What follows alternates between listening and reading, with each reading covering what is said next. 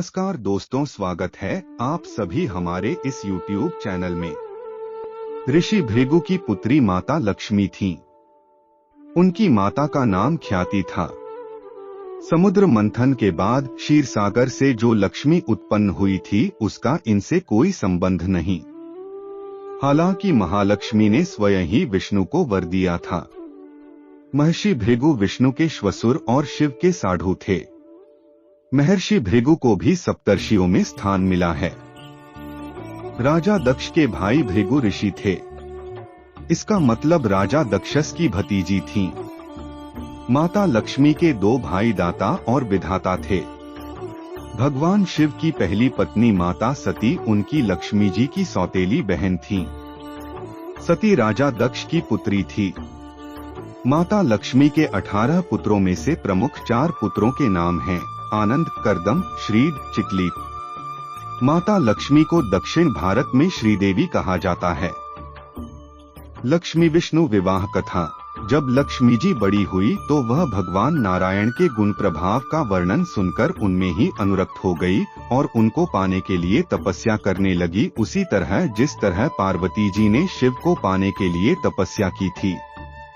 वे समुद्र तट पर घोर तपस्या करने लगी।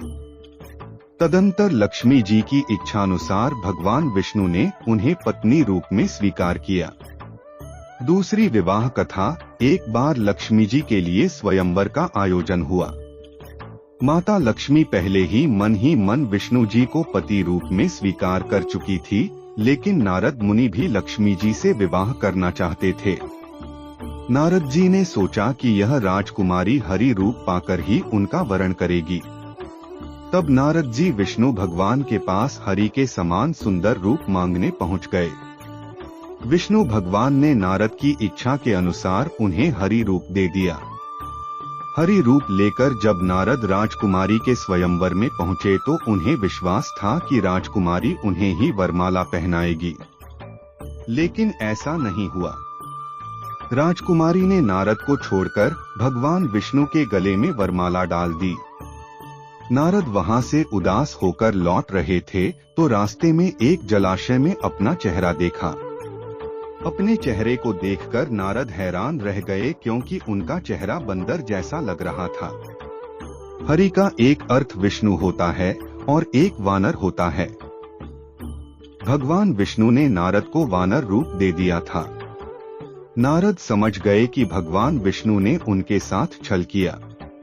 उनको भगवान पर बड़ा क्रोध आया। नारद सीधा बैकुंठ पहुँचे और आवेश में आकर भगवान को श्राप दे दिया कि आपको मनुष्य रूप में जन्म लेकर पृथ्वी पर जाना होगा।